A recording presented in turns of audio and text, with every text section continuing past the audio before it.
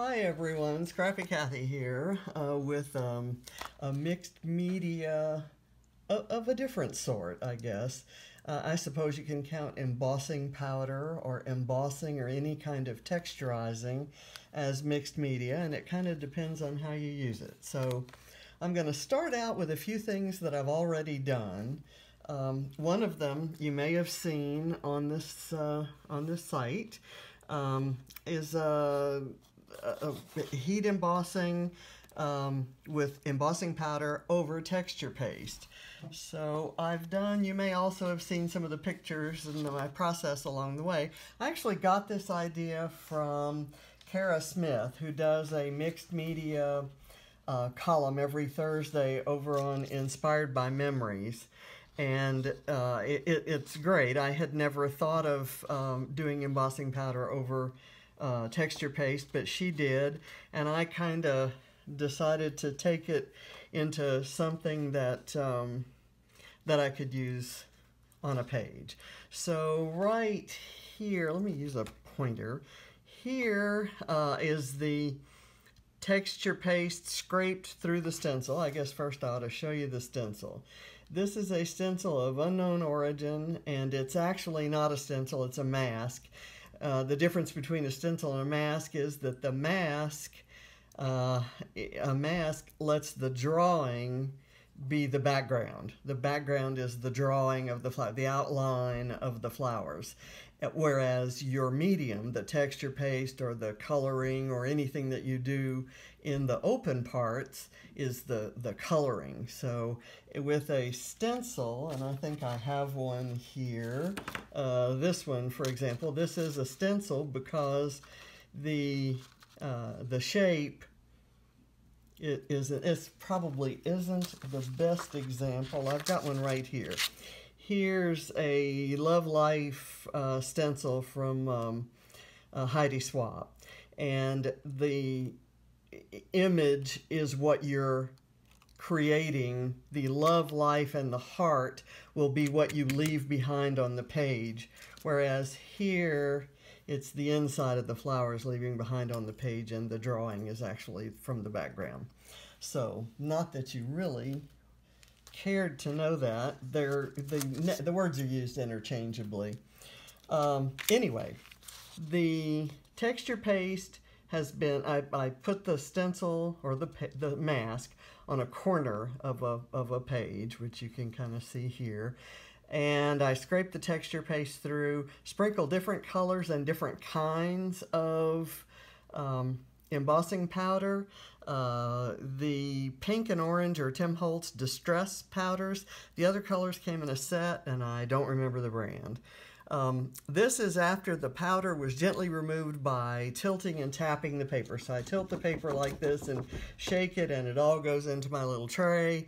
And then if it doesn't all come off, I tap it. Just very simple. And in this case, I was going for, or at least I expected or didn't expect not to get a kind of a grungy mixed up look. And that is another lesson from ScrappyKathy. If you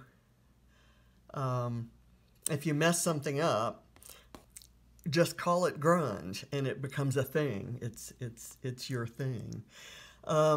This is a close-up of the of it after the heat gun was applied and the enamel had melted. And this was what it looked like when I used it on the page. And I will put this out in the comments under this video, talking about the stencils really mess, what the texture paste is that I used, and there's nothing magic about that. It happens to be what I bought last and what was open now. I've used different kinds. And they're all a little bit different. Some of them are chalkier and crustier than others. This one is called flexible modeling paste, so it's not as chalky and rough to the touch. And the important another important thing is I would use a mixed media paper or a watercolor paper or something when you're doing something heavy like that. Texture paste will tend to warp your paper, and that Vicki Boutin paper is unwarpable. It's magic and wonderful. And it has a really smooth surface, so it takes any kind of resurfacing or texturing that you want to put on without adding its own. So enough of that. I will show you the finished page. I think you've probably already seen it. I've got, oh, and this one right here, I actually scanned this in order to upload it to the website. And then from that scan, I printed and I fussy cut these two images out just so that I could have this image in a couple other places to have a kind of a triangle of this handwork. And if you have a good camera or a good scanner and a good printer, it can look like it's also mixed media, if you will. I do that all the time. Okay, we'll put that one aside. The next one that I did was actually a more standard stamping and heat embossing kind of technique. I used this Carabel Studio stamp, which you can see here is huge, and I used it with my 12 by 12 Misty, which is right here. An amazing tool it is, and there's no way, well, even with the Misty, let me say, and when you're using clear ink like this this Versamark watermark ink, even then you can miss some spots, as I did on this page. But with a colored ink, you can keep restamping, and with a big stamp like this, the pressure, it's almost impossible to apply even pressure to get a perfect stamped mark the first time. So I did that stamping on this page. I had planned to have the photo out here. I was going to do the photo and the title and the little cluster over on this left side and let the feathers be on their own, but I didn't, even with the Misty, with the clear ink, I didn't see some spots that hadn't taken up the ink. So there were some bald spots on my feathers. I was able to cover up a couple there with the photo, and then over here I used this glue pen and kind of drew in some, and what I used was a conglomeration, the blend of those different inks. I used a, let's see, if I think I have them right here, this Recollections detail embossing powder intentionally for the top part, because those are very thin lines and this detail powder really keeps the details. And this particular powder is called charcoal or anthracite, and it actually has some glitter in it, as you can see, and I love it for detail, small words that I'm embossing on cards, things like that. But it was also perfect for the strings holding the feathers. And then I used a darker blue Zing powder, and then a lighter blue Recollections powder, and some unknown brand. I got a whole collection of these small bottles with a kit that was showing me how to paint pictures with embossing powder. And to be honest, I haven't tried. This stuff I'm showing you here is about the closest I've ever come to that. So those are the colors I used. And by the time I shook the powders off the page and tapped it and was ready to emboss, they blended into kind of a nice dark blue. The black had mixed with the brighter blue and the lighter blues and made that color. And that's also a color that came out on a couple other pages that I'll show you. But I really love this. As you can see, some of these areas are a little bit bald as well, but I didn't mind that. It's the only thing different here from the standard embossing that you may have been doing for years on greeting cards is that I used several colors and let them blend together. I found on the first page I did that when I tapped it like this with the darker color running down to the lighter colors. On the texture paste, it kind of picked up some of the dark colors in the outline and left the lighter color inside, and I like that effect. So I was hoping for that effect here. Didn't happen because this was embossing ink rather than texture paste, and there wasn't as much of it exposed. It's not as high a profile, so there wasn't as much on the sides to catch it. So lesson learned. I'll put this one aside. The next page I did was with a rather grungy kind of stencil that is from, it's called Heart Texture, and I think it's a Donna Downey stamp. It is a Donna Downey stamp, and I love this, and I've used it for several purposes. I've done a couple canvases, art journal-y looking mixed media canvases, but it's just great. It's got things that are not, it's not supposed to look perfect, and it never does. So I took all of those blue inks that had blended and decided to use those. And what I did here was texture paste, and then I pulled off the stencil. The first one, remember, I still had, when I sprinkled the embossing powder on, I still had the stencil in, and I pulled the stencil off before shaking the powder off. In this case, I just thought I'd do something different, so I pulled the stencil off, sprinkle this on, and another lesson learned, not the powder. There was plenty of powder there, but unless I swiped it with a paintbrush, I couldn't get it to get down here. So I had to sprinkle some other powder here, and I thought I'd blend those colors, and when I sprinkled on some of this and then tried to sprinkle on some of this and some of this to get it to where it kind of looked like that, I had already covered all of the wet part with the first color, and so the second colors didn't stick. So it came out like this, but again, what do we do when we make a mistake? We call it grunge, and since that was a grunge stencil, I thought it was fitting. It was kind of a grungy image, so that was kind of what I was going for there. And I knew when I saw this picture that the title of the page was going to be Girls with a Z, and it kind of fit with this. Okay, so I'm going to put that one away. The next thing I did, and I haven't put it on a page, this is another Donna Downey stencil called Poppy Collage, and I again love the kind of torn bits there and the alphabet. I kind of thought of it as if I had a messy school picture of you know, kids kind of getting into things in an elementary school environment, and there are the ABCs. Not sure what I'm going to do with it yet, but again, I use those same blue powders, and you can see how different they look on black paper rather than the white paper or the blue paper. So it's just kind of, by this time they've blended so much, they really they're really light. A lot of and of course the light shows up against the blue, but you can still see the sparkles, and those sparkles are coming from that anthracite, this detail powder.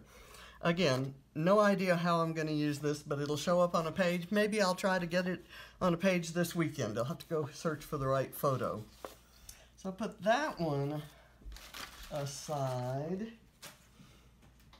And the next thing I'm going to show is actually something I'm going to demo. I have a couple of ideas. I have this pink thing. I hate it. It's an art journal page that I have kind of not finished because I really don't like it. That pink is just too out there, grab you. I don't know. There's just something about it I don't like. I like the pattern.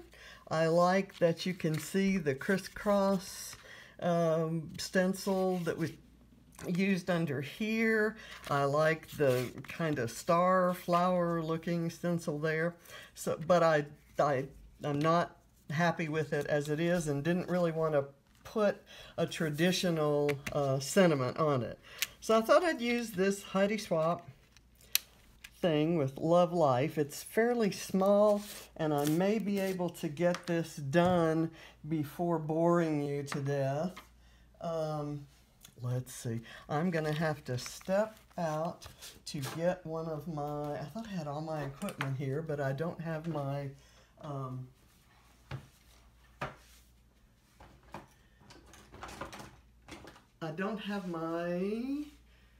palette knives.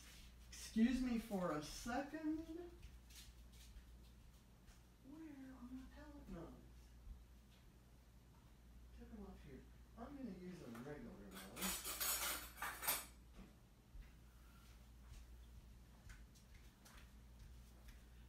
Since I can't find my palette knives, for the purpose of this, I'm going to use a regular knife, just a table knife.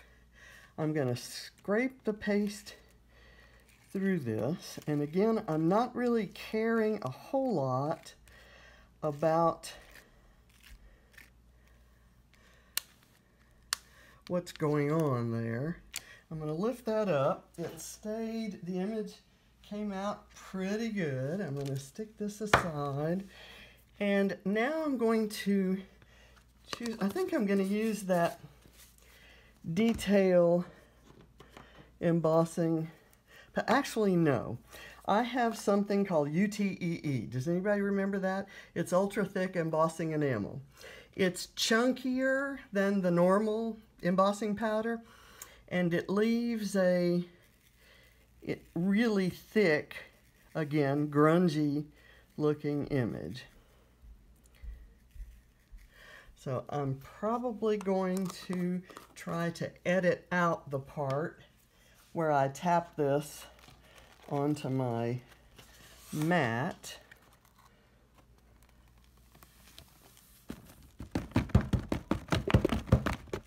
There we go. Okay, that's done, and it's appropriately thick. So let me put the gun to it, and you can kind of see as I'm doing this, and I hope this isn't too much like watching paint dry, because the texture paste has to dry before the enamel will fully melt. You kind of, it kind of takes a long time, a lot longer than it does to emboss a sentiment on a card. I'm going to stop this right now. It's on there. I'll dry it later, and I'll put a picture out there of what it looks like when it's dry. For the next part of this, I'm going to use some stamps that I carved myself.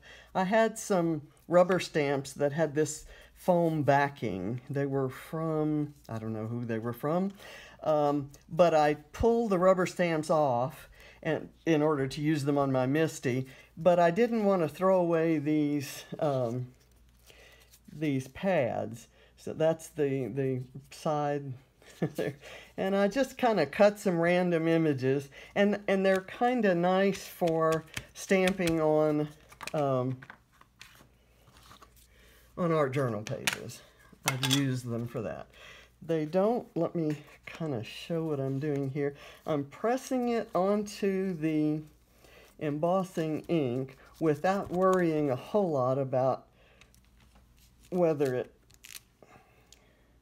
absorbs a lot. And I'm going to probably put one at the bottom and one at the top of each of these three images. Kind of mix them up a little bit. You could use these, and I have used them in the Misty. You have to take out the foam, the extra foam plate when I do it. I may only use one of these and use it over here in this corner that you probably can't see. So let me get that there. Okay, now what I'm going to do, just to make it a little bit different, I'm going to use some light blue embossing powder. I'm not going to care whether it fully covers the image. I don't know if you can see what I'm doing here. I'm kind of sprinkling it around. That light blue is a color that's already in the page.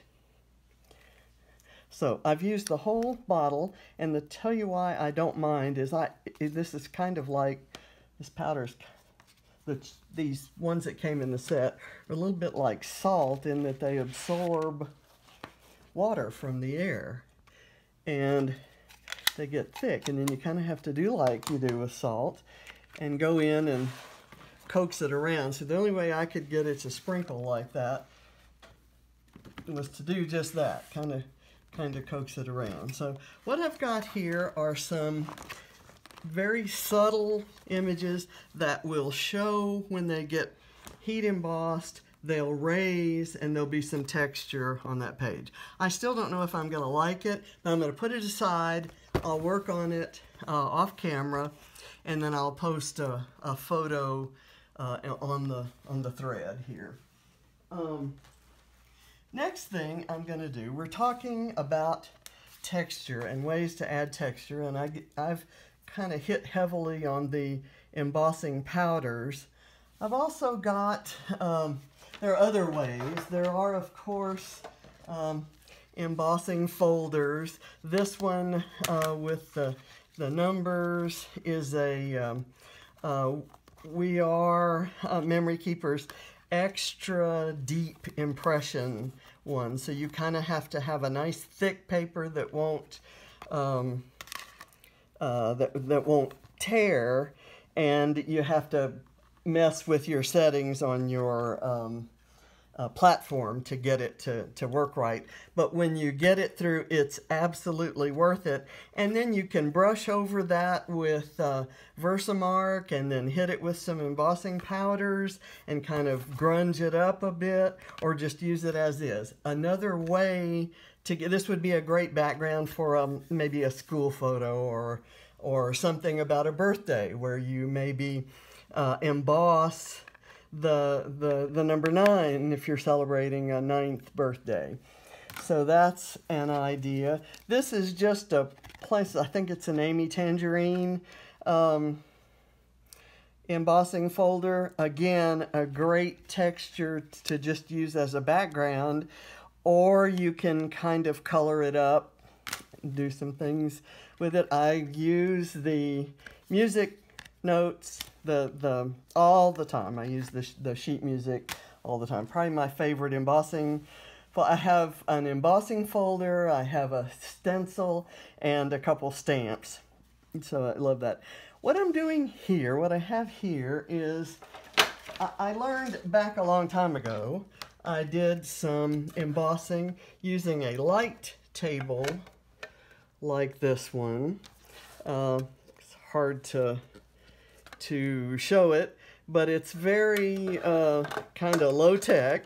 You plug that in and you use a stencil, or a stencil like this, and then you use a tool like this to go through and kind of trace out.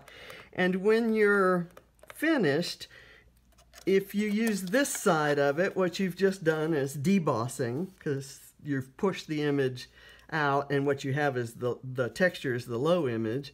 I think you may be able to see up here at the top, I kind of did some, may not show, I may have to go over that with some ink, but that's kind of time consuming, and embossing folders are definitely the way to go. But when you think about it, you can use this tool without a light box. What I've done is I've got here let me make sure that's on camera. I've got a Project Life card that has some flowers on it that I really want to cut out and use as ephemera or embellishments on a page. So one way to make it's kind of a flat image. I like the colors, but there's not really any interest or texture going on. So I just like kind of going through and doing the circles, maybe kind of hitting it, and it doesn't have to be perfect around. And what you're doing is you're debossing your flower image. And if it goes through, that's not a problem. That's the part that tucks under the photo. And again, or you can call it grunge and use it as it is. Kind of going around like this. I'm doing this a little more quickly than I might do it otherwise. But I'm not sure if you can see the difference between that image. You can see some of the lines there. It just kind of pumps it up a bit. But what I really want to do is use my glue pen and try, again, get this in. On this flower, I'm going to hit those little center dots with my glue pen. And now, TSNSKC actually has a, they're the people that make Versamark.